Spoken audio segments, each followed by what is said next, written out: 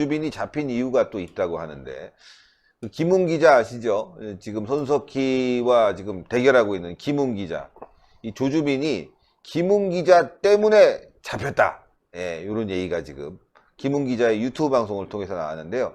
요거를 한번 들어보실 필요가 있을 것 같아요. 지금 조주빈, 손석희, 김웅 다 엮여 있는데, 손석희는 자기는 모른다, 뭐 증거를 확보하기 위해서 돈을 줬다고, 웃기지 말라고 치고. 예, 어쨌건 말이죠. 지금 조주빈 관련해서 김웅 기자 얘기가 중요한 시점이니까요. 보도하겠습니다. 예, 시청자 여러분, 범죄로 인해서 피해를 입었다면 어떻게 해야 될까요? 범죄자에게 돈을 줘야 할까요? 아니면 경찰에 신고를 해야 될까요? 당연히 경찰에 신고를 해야 하겠지요. 캥기거나 구린 게 없다면 당연히 경찰에 신고를 해야 됩니다. 바로 프리랜서 김웅 기자처럼 말입니다. 이 김웅 기자가 오늘 본인의 유튜브 채널을 통해서 조주빈 사건 관련된 실체적인 진실을 폭로했는데요. 어떻게 된 내용인지 보도해드리도록 하겠습니다. 김웅 기자, 그동안 이 조주빈과 손석희 사건 관련하여서 언론의 많은 추측성 보도로 인해 많은 피해를 받아왔다고 합니다. 이에 김웅 기자는 많은 고심 끝에 오늘 유튜브 방송을 통해 사건의 내막을 공개하기로 결정했는데요. 네. 김웅 기자는 유튜브 방송을 통해 다음과 같이 밝혔습니다. 우선 사실관계부터 밝히겠다며, 사건은 2019년 12월 27일 발생했으며 경찰에 신고한 것은 2020년 1월 21일 군포경찰서에 전화로 우선 피해 사실을 알린 뒤에 직접 방문하여서 서면으로 고소장을 제출했다고 밝혔습니다. 자, 그런데 여기서 이상한 점이 하나 있죠. 사건 피해 발생한 것이 2019년 12월 27일인데 경찰에 신고된 것은 한 달 가까이 지난 2020년 1월 21일이었습니다. 사실 이 부분에 대해서 김웅 기자가 조주빈과 관련이 있어서 그런 것 아니냐라고 하는 일부 몰지각한 언론들, 일부 몰지각한 네티즌들의 추측이 있었는데 이는 전혀 사실이 아니었습니다. 신고가 늦어진 이유에 대해 김웅 기자는 다음과 같이 전했습니다. 그 X와 주위 방송에서 그 X라는 표현을 많이 쓰는데 이 그 X는 손석희로 강하게 추정이 됩니다. 그 X와 얽힌 일로 인해서 기소가 되어 재판을 준비 중이었으며 당시 변호인 선임을 하지 못할 정도로 경제적으로 형편이 매우 좋지 못해 전선을 확대할 수가 없었다라고 전했습니다. 즉 조주빈에게 사기 피해를 입었지만 이를 수습하는 것조차 매우 버거운 상황이기 때문에 신고가 늦어진 것이라고 합니다. 그러나 고심 끝에 조주빈의 행태를 용서할 수 없었기 때문에 결국 경찰에 신고를 하게 되었다라고 전했습니다. 그렇구나. 또한 이 김웅 기자는 당일 전화로 신고를 하고 군포경찰서에 방문하여 서면으로 고소장을 제출했으며 동시에 범행 현장을 찍은 사진과 조주빈이가 보낸 텔레그램 메시지도 전달했다며, 이후 수사는 급물살을 타게 되었으며 수사 과정에서 조주빈 일당 중 한 명의 신상을 특정짓게 되었다라고 알려왔습니다. 그 후 경찰 수사가 진행되면서 조주빈의 실체가 드러나게 되었고 결국 구속에 이르게 되었다고 사건의 전말을 밝혀왔습니다. 또한 이 김웅 기자가 조주빈한테 무려 1,500만 원을 사기당했다라고 합니다. 이 1,500만 원을 사기당한 것에 대해서는 당시 1,500만 원을 현찰로 가져다 준 것은 조주빈이 그 X, 손석희로 추정되는 그 X의 뺑소니 CCTV 영상을 확보하고 그렇죠. 있다라고 주장했기 때문이라고 밝혔습니다. 김웅 기자 굉장히 절박했을 거예요. 그게 필요하니까. 예. 그렇죠. 솔직히 김웅 기자 같은 경우 그 일로 인생이 많이 꼬인 상황 아니겠습니까? 그래서 이 절박함을 해결하기 위해서 이 조주빈이를 믿은 겁니다. 그런데 말입니다. 이 조주빈이를 믿을 수밖에 없었던 것이, 조주빈이 김웅 기자 같은 경우는 22년차 베테랑 기자 아니겠습니까? 즉 기자는 기본적으로 의심하는 게 몸에 배어 있습니다. 이 김웅 기자가 속을 만큼 매우 철저했고 주도면밀했고 그리고 믿을 수밖에 없었던 그 근거가 있었습니다. 이 김웅 기자가 조주빈한테 속은 이유로 당시 매우 절박한 상황이었다. 검찰에게 기소까지 당했으며 내가 나서지 않으면 사건의 실체가 밝혀지지 않을 것이라고 판단했다고 밝히면서 이 조주빈에 대해서는 상당히 주도면밀했다. 어느 정도냐 하면 손석희라고 추정되는 그 사람과의 통화 녹취를 들려줬다라며 그 사람과 아는 사이, 호영호재하는 사이, 그리고 무엇보다 내가 들은 그 사람의 목소리는 조작할 수가 없었다라고 강조를 했습니다.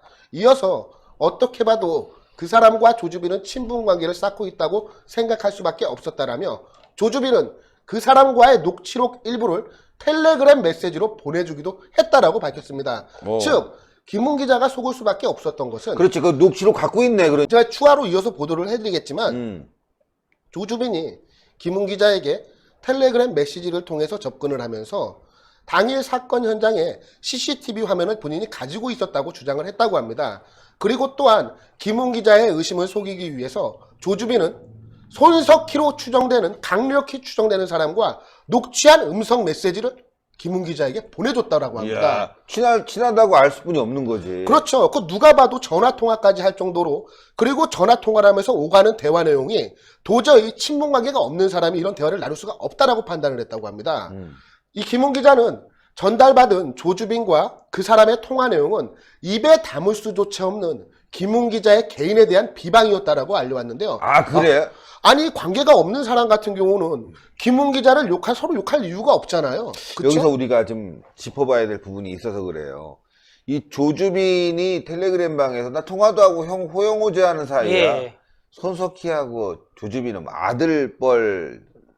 아들뻘도 더 밑에 아니에요? 더 미치죠. 더 밑에 예, 아니에요? 손석희가 60대 중반이니까요. 네. 예, 한 65세 정도 됐을 겁니다, 손석희는. 네. 그러니까 근데 조주빈은 호영호제한다. 24살.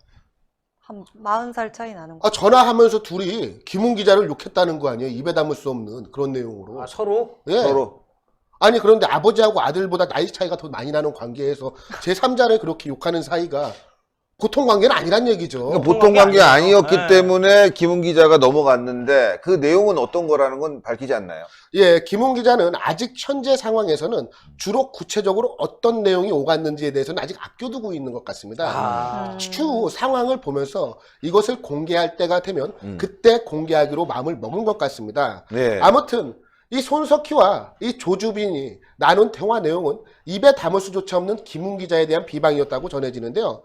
이에 김웅 기자는 손석희가 조주빈에 대한 신고가 아닌 입금을 택한 것에 대해서 아니 내가 가족을 해치라는 사주를 했고 그에 대한 정보를 얻기 위해 입금을 했다라고 하는데 정상적인 사람이라면 입금이 아닌 신고를 해야 했어야 한다고 지적을 했습니다. 맞지 않습니까? 그렇지. 그렇죠. 아니 나를 누가 살해하려고 하고 내 가족을 살해하려고 한다는데 그럼 경찰에 신고를 해서 자신의 가족과 자신을 지켜야 할 것 아닙니까? 그런데 왜 난데없이 입금을 했다고 합니까? 그렇기 때문에 손석희의 해명은 설득력이 매우 떨어지고 있다라고 말씀을 드릴 수가 있겠습니다. 한편 이 김웅 기자는 조주빈에게 CCTV 자료라면서 USB를 넘겨받았다고 합니다. 예. 그런데 해당 USB에는 암호가 걸려 있었고 조주빈은 김웅 기자에게 당신이 1,500만 원을 줘야 비밀번호를 알려주겠다라고 이 했다고 새끼 합니다. 아주 조주빈 이거 아주 주도면밀한 인간이야. 그런데 받으면 또 열고 네. 싶잖아. 그렇죠. 일단 돈을 받기 전에 내가 그날 현장에 CCTV를 가지고 있다라고 접근을 했고 그리고 일단 USB를 먼저 보내준 거예요. 아, 그리고 김웅 기자 USB를 보니까 암호가 걸렸고 열 수가 없는 거야. 예. 그 이후에 조주빈이가 전화해서 이러는 거죠. 나에게 1,500만 원을 주면 그 USB를 열 수 있도록 비밀번호를 알려주겠다. 아, 근데 지금 사실 김웅 기자가 너무 절박한 상황 아닙니까? 그렇지. 그리고 또 경제적으로도 매우 어려운 상황이라고 합니다. 그래서 어떻게 어렵게 1,500만 원을 빳빳한 500만 원권 300장을 5만 원권 예. 300장을 구해서 전달을 했다고 합니다.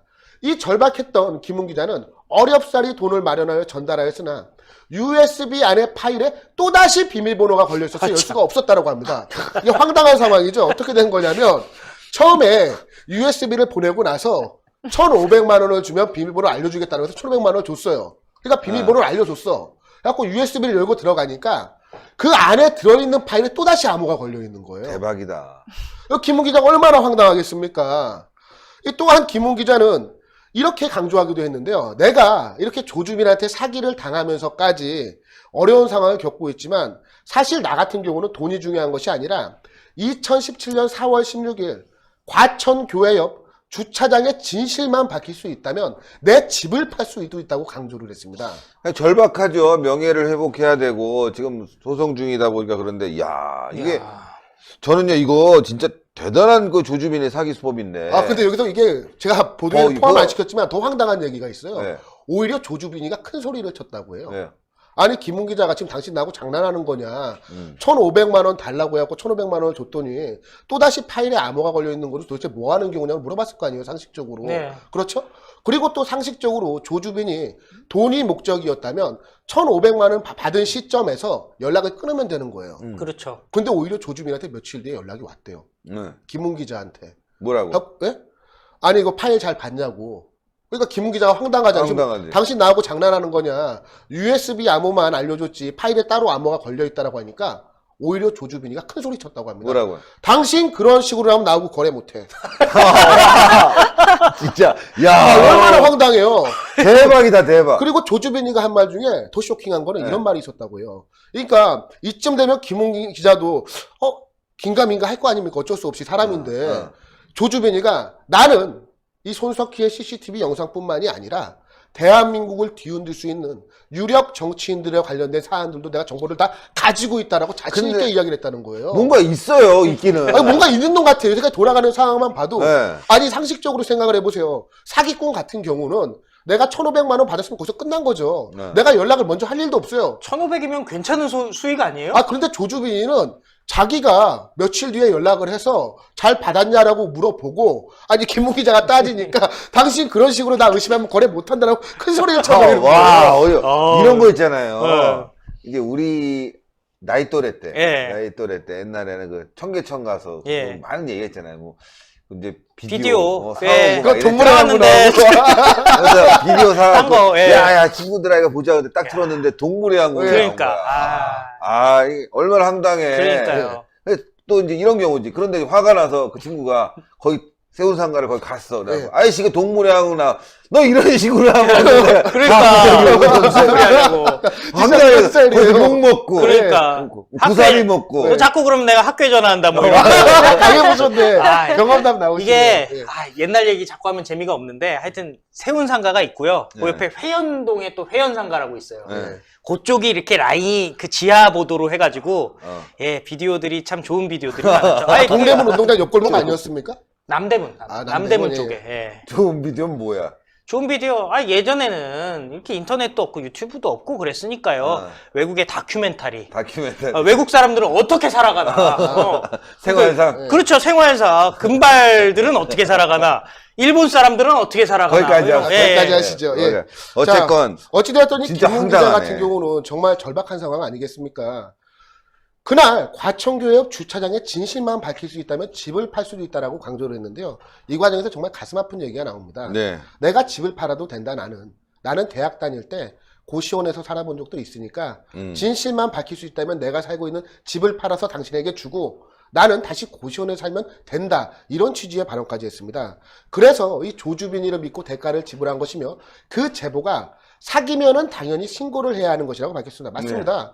자기가 이 김웅 기자 같은 경우는 구리거나 캥기는 것이 없기 때문에 사기 피해를 받았으면 당연히 신고를 해야 하는 것이죠. 당연히죠. 손석희의 대응과는 정말 판이하게 다른 것이 당당한 김웅 기자의 대응입니다. 그러니까 손석희는 고소도 안 하고 그러니까요. 돈을 보냈고 김웅 기자는 고소해서 지금 결국은 조주빈을 잡은 거 아니야. 그러니까요. 그렇죠. 야. 결과적으로 김웅 기자의 신고가 있었기 때문에 네. 조주빈 일당 중에 한 명을 특정 지을 수가 있었고 그 특정 지은 일당을 잡고 난 뒤에 조주빈을 잡게 된 겁니다. 아. 사실 조주빈을 잡는 데 있어서 가장 큰 역할을 한 게 바로 이 김웅 기자인데요.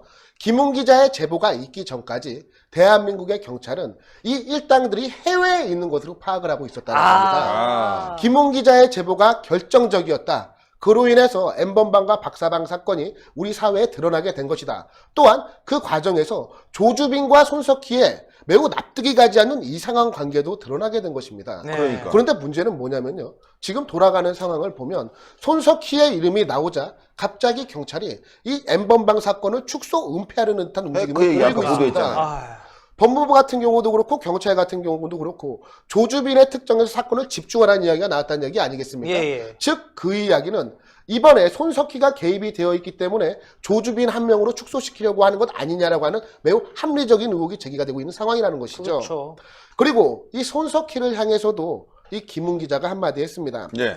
이 손석희를 향해서 김웅 기자는 조주빈이 같은 경우는 당연히 단죄받아야 마땅할 놈이다. 그러나 나 개인적으로는 나에게 사기친 것에 대해서 공식적으로 반성을 하고 사과를 했기 때문에 남자로서 그 부분만큼은 용서하겠다라면서 조주빈도 하는 것을 석희 형은 왜 하지 못하냐라고 따져 물었습니다.